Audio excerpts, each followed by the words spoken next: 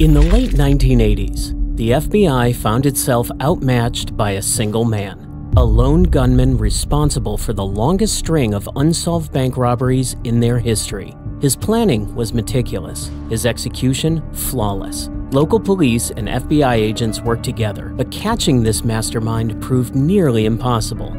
They called him the Shootist. It would take the combined skills of local police and dozens of agents to catch a criminal mastermind they call the Shootist.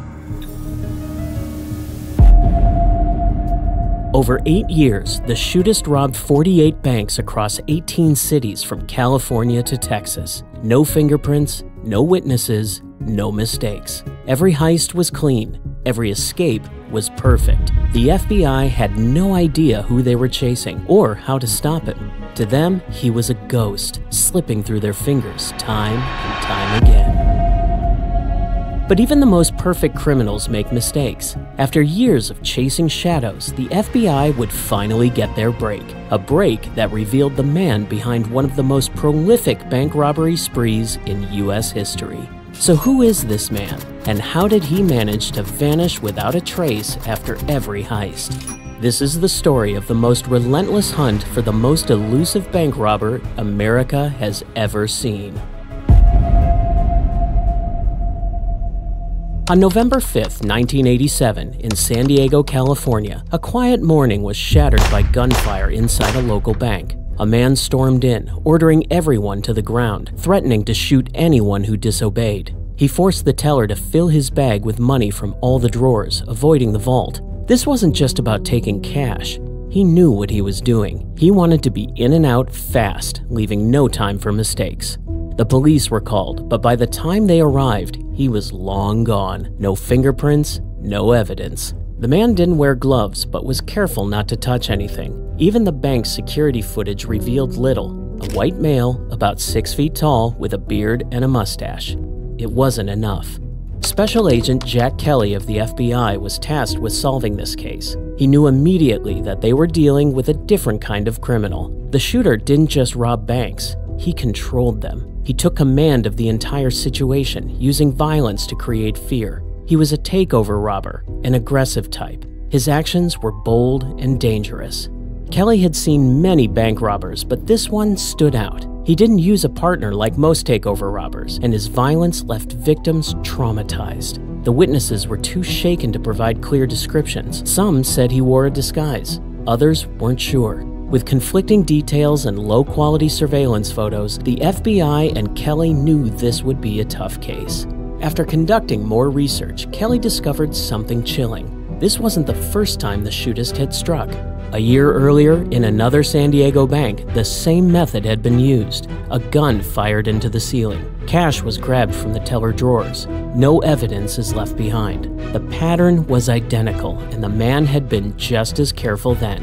And now, he was back.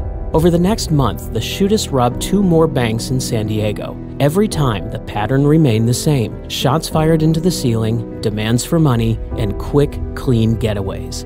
No mistakes. Kelly and his team worked relentlessly, but the robber left no clues behind. The FBI was chasing a ghost. The robberies weren't just about the money anymore. The FBI knew that with each hit, the Shootist was growing more dangerous. His violence was escalating, and it was only a matter of time before someone seriously got hurt, as these robberies could turn deadly at any moment. That's when Kelly expanded the search. He suspected the Shootist hadn't stopped during the year-long gap between his robberies in California. Kelly reached out to other FBI field offices, and soon he found out what he feared: a string of unsolved bank robberies in Texas that matched the same methods.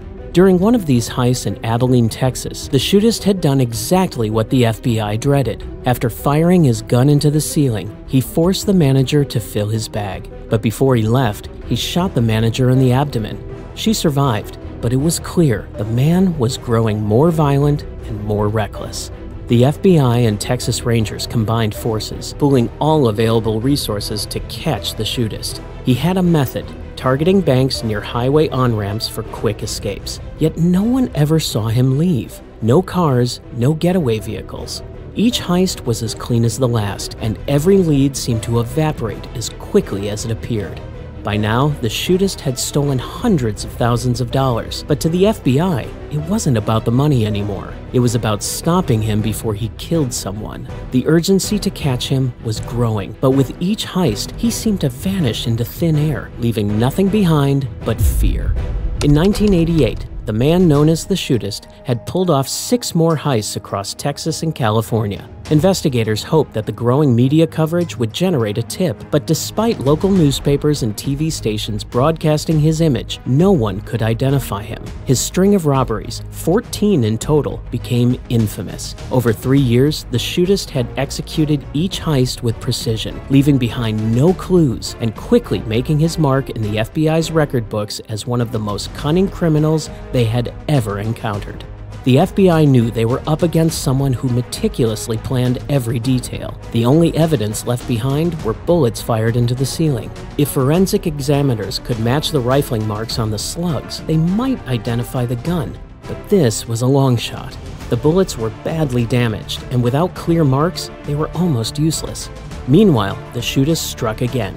This time in University City, a suburb of San Diego. Inside the bank again, he left no trace. But outside, investigators found a clue. They discovered that before the robbery, he had loosened fence boards along his escape route, ensuring a quick getaway. It was another sign of how methodical he was. Special Agent Kelly had chased hundreds of robbers, but none as professional as the Shootist. Despite canvassing the neighborhood, agents came up empty. By mid-1989, the Shootist had stolen nearly $250,000 across at least 10 cities. His ability to move from one state to another complicated the investigation, and Kelly brought together law enforcement from across the country, FBI agents, local police, and Texas Rangers, hoping to find the one clue that had eluded them. Agents suspected the Shootist had an arrest record, possibly for robbery, so they looked into individuals recently released from prison around 1986 when the spree began. But that lead also went nowhere. No one could recognize the man in the surveillance photos. It became clear that his dark hair and mustache were likely part of an elaborate disguise. The task force concluded that the Shootist was using wigs, fake mustaches, and possibly makeup to alter his appearance. They even took surveillance photos to local costume shops, asking if anyone recognized the disguises. But again, no luck. In analyzing his robberies, investigators noticed something. He often struck on Mondays and Fridays and targeted different branches of the same banking companies. But with the hundreds of branches in his target areas, it was nearly impossible for the FBI to predict where he'd strike next. However, the team set up surveillance on several bank branches, watching closely on the days he favored. But with limited manpower and too many potential targets, predicting his next move was like searching for a needle in a haystack. Investigators, in a smart move, also sent the bank surveillance photos to all casino security offices across California and Texas, believing that the Shootist might be laundering his stolen money at casinos. Indeed, after a few days, one California casino reported a potential lead, a regular high roller who resembled the Shootist. The man looked familiar, and the casino even provided surveillance photos. Quickly, the agents tracked this man down, but after interrogating him, his alibis for the robbery dates were solid, and this only led them to another dead end. On June 23, 1989, the Shootist struck again, this time in Arlington, Texas. It was his 18th known heist, and his reach now stretched over 1,400 miles. But this time, a teller slipped an exploding die pack into the bag. For those unfamiliar, a die pack is a security device used by banks to deter robberies. It consists of real-looking banknotes with an embedded packet of dye that explodes shortly after a robbery, releasing bright-colored dye, usually red, marking the stolen money and the thief, making it easier for authorities to track them and rendering the stolen cash unusable. Hours later, the Shootist robbed another bank, the first time he had ever struck twice in one day. Special Agent Jack Kelly and the FBI knew it was only a matter of time before someone got seriously hurt. The more the Shootist struck, the more he fired his weapon. Law enforcement feared that one day he would kill someone. With each heist, the Shootist became more brazen, and his next target could be anywhere. Throughout the late 1980s, investigators from Texas and California were on a relentless hunt for this elusive robber. He operated with a chilling efficiency, opening each heist with a gunshot, grabbing cash, and vanishing without a trace. His name was now infamous across the western U.S., with police in every city on high alert. Whenever the Shootist hit another bank, Kelly's team would send out alerts to other FBI offices with any new clues or surveillance photos. Based on the images, investigators determined that he likely used a Smith & Wesson .38 revolver, a weapon commonly issued to police officers. Even more unsettling, they noticed that he handled the gun with the precision of someone trained in law enforcement. He indexed his finger on the side of the weapon, just as officers were trained to do. This raised a chilling possibility. Could the Shootist be a cop? Even if he wasn't, investigators believed he knew how officers operated. They suspected he surveilled local police, learning their patrol routes and choosing targets far from those areas to delay police response times. The Shootist treated bank robbery like a profession, and with over 20 successful heists, it was clear that his careful planning had paid off. The ongoing media coverage of his robberies gave investigators hope that someone might recognize him. After a 1989 heist in Mission Viejo, a resident reported a man climb into the trunk of a car before it sped off. The car was described as a red four-door with California plates, but the witness hadn't seen the driver or caught the license number. The FBI ran checks on thousands of vehicles that fit the description, but it would take months to track down each one. Still, this sighting confirmed one crucial detail. The Shootist wasn't working alone. He had an accomplice. On March 30th, 1990, the Shootist hit the same Texas bank he had robbed a year earlier. His willingness to return to a familiar location showed increasing confidence. By the end of 1990, investigators linked him to 27 robberies, totaling nearly $400,000 in stolen cash. And yet, they had no solid leads. No fingerprints, no DNA. The Shootist was careful. He vaulted over counters without touching anything. He used his elbows to open doors and left no trace. Desperate for a breakthrough, the task force turned to behavioral profilers at the FBI Academy in Quantico, Virginia. When they couldn't identify him by name, the profilers built a psychological profile of the Shootist. They believed he was from Texas, where his first robberies occurred, and that he likely had military training given his precision. The profiler also suggested the Shootist had only one accomplice, a fiercely loyal partner, possibly a wife. Most disturbingly, the profiler predicted that the Shootist would become even more violent, possibly choosing to shoot his way out of a bank or take hostages if cornered. This was a man who would rather die than be captured. In April 1991, the Shootist expanded his territory, robbing a bank in San Jose, California for $15,000. But this time, he left behind a crucial clue, a partial palm print on the counter. But unfortunately, law enforcement didn't store palm prints in their databases, leaving investigators without a match. 2 months later, the Shootist struck again, this time in Bellevue, Washington, just outside Seattle. His reach was growing, and now he was hitting banks across multiple states. He had become one of the most prolific and widespread bank robbers in modern FBI history. By 1991, the 5-year statute of limitations had expired on his earliest robberies, meaning he could no longer be charged for them. The FBI was racing against time to catch him before he became untouchable. In August of that year, the Shootist robbed a bank in Los Altos, California, bringing his total haul to nearly $475,000. This time, investigators found a critical piece of evidence, a false mustache left behind at the scene. It was the first physical evidence that could directly be tied to him. However, without a DNA profile to compare it to, it remained useless. By the end of 1991, the Shootist had been linked to 33 armed robberies across 18 cities, and yet, investigators had nothing. They needed a break, and soon. With grainy photos and a mounting body count, Kelly's team noticed something strange in the surveillance footage. The robber appeared to be wearing something under his shirt. At first, they thought it might be body armor, but upon closer inspection, it seemed more like a brace.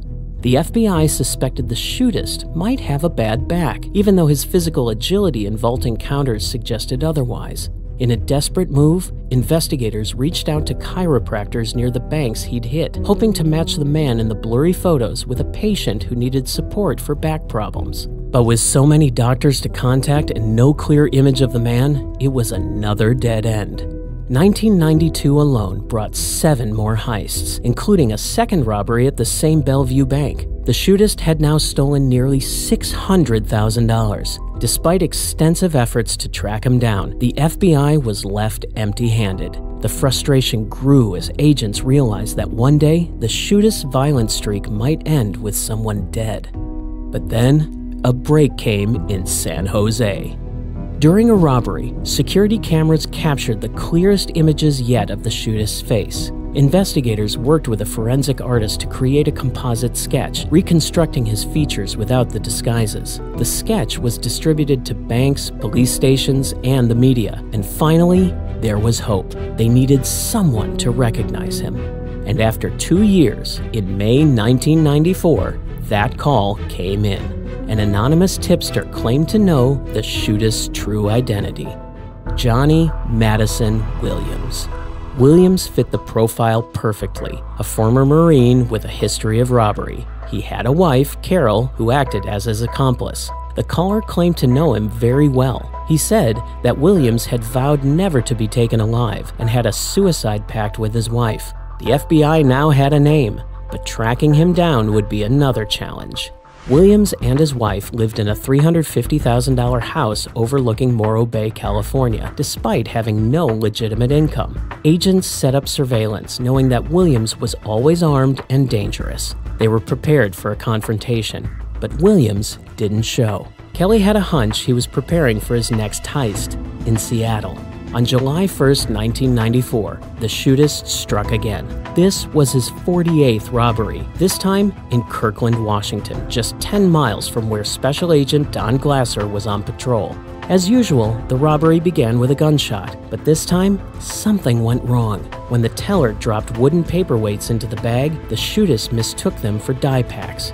Enraged, he became more dangerous than ever. The frightened teller, who had angered the Shootist, was lucky. Despite his rage, the gunman spared her life, storming out of the bank without firing another shot. By the time police and FBI arrived, he was long gone. Investigators quickly got word of the robbery, and Special Agent Jack Kelly's hunch about Seattle proved right. They now knew where Johnny Williams, the man behind the Shootist alias, was operating. Kelly had already flagged Williams's credit cards, hoping they would reveal his location. After the Kirkland robbery, that plan worked. A credit card under Williams's alias, Robert Hall, had been used at a hotel in Bothell, Washington, just 10 miles from the scene of the latest heist, and the FBI finally had a solid lead. A Seattle special agent named Don Glasser rushed to the hotel, and as he drove through the parking lot, his heart raced. He spotted a red car parked outside, nose in, just as they had suspected. Running the plate confirmed it was registered to Carol Williams, Johnny's wife, under her maiden name, Hawkins. Now, the challenge was to avoid tipping off Williams or creating a situation that could lead to a barricade or hostage crisis. The hotel manager recognized the photo of Johnny Williams, confirming he was staying there under the name Robert Hall and had not yet checked out. Glasser immediately called Jack Kelly, who was already packing his bags to fly north. Within hours, Kelly and Detective Jack Baxter from the San Jose Police Department were en route to Seattle, determined to bring an end to the 8-year chase. The plan was to keep everything low profile. They called in reinforcements from the Seattle Police and FBI, instructing agents to avoid wearing radios, guns, or any FBI insignia that might alert Williams. They carefully set up a perimeter around the hotel, using unmarked vehicles and making sure nothing seemed unusual if Williams happened to look outside. Rather than storm the room, the agents opted for patience. They hoped to catch Williams outside, away from the room and any potential weapons. They watched for hours, waiting for him or his wife to leave, but no one came out. With no police radios in use, they had to be cautious, suspecting Williams might be monitoring frequencies with a scanner. As night fell, Kelly and Baxter arrived from California. They decided to wait, hoping Williams might come down for dinner. But the hours dragged on with no sight of him. The only clue was a light on in the room, flickering with the glow of a TV. After years of chasing the shootist, the agents had him cornered. The next morning, after a full day and night of surveillance, the team devised a plan to confirm Williams's presence in the room. A hotel employee was recruited to knock on the door under the pretext of asking about maintenance. Despite the danger, the employee remained calm, asking when he could come back to change the room's air filters, and Williams casually told him to return in an hour. That was all the agents needed. They now had confirmation. Johnny Williams, the shootist, was in the room. They immediately set the final phase of their plan in motion. An hour passed, then two, and the tension grew. It seemed Williams might be onto them, but then came the break they needed. Williams called the front desk, asking if he could borrow a typewriter to write a letter. The manager, following FBI instructions, told him he could use a typewriter in an office near the front desk. Williams agreed. The office was a perfect spot for the arrest, away from the public with no chance of escape. Agents moved quickly, rearranging the office to ensure a clear path to Williams once he entered. Then, they hid in an adjacent room, waiting for him to arrive. 40 tense minutes later, Williams left his room, heading toward the front desk. Agents watched as he crossed the parking lot, recognizing him instantly. This was it, the culmination of 8 years of work. Williams walked into the office, completely unaware of what awaited him. Once he stepped inside, agents moved in, taking him into custody without a struggle as he was unarmed, caught completely off guard. Kelly called him by his real name, Johnny Madison Williams Jr., and it was over. Williams's head dropped, knowing his time had finally run out. With Williams in custody, agents turned their attention to his wife, Carol. They waited, knowing she would eventually leave the room. Soon enough, she did. Heading toward her car, agents quietly moved in, arresting her without incident. Both husband and wife were now in custody. The search of their room yielded a treasure trove of evidence: scanners, walkie-talkies, disguises, and cash. Most damning was a detailed log of every robbery the shootist had committed. Williams had kept meticulous records: dates, bank names, amounts stolen, everything laid out like a professional operation. In his car, they found 2 loaded revolvers, one of which matched the .38 seen in surveillance footage from his robberies. Separated from his wife, Williams began to talk. He confessed to 48 robberies and then revealed 8 more the FBI hadn't yet connected to him. The interview lasted 12 hours, with Williams detailing his entire career as the shootist. He had taken his work seriously, casing banks for weeks, planning escapes, and even using a back brace to allow him to vault over counters despite a previous injury. He had also prepared for the FBI's investigation, stocking up on disguises in Dallas before his spree began, and studying police routes and radio codes. His meticulous planning had earned him nearly $1 million in stolen cash over 8 years. But now, it was over. Carol Williams, the wife, was sentenced to 20 years for her role in the robberies. And for Johnny Madison Williams, the shootist, he pleaded guilty to 27 of the robberies, still within the statute of limitations. He was sentenced to 92 years in federal prison, bringing an end to one of the most prolific bank robbery sprees in FBI history. His reign was finally over.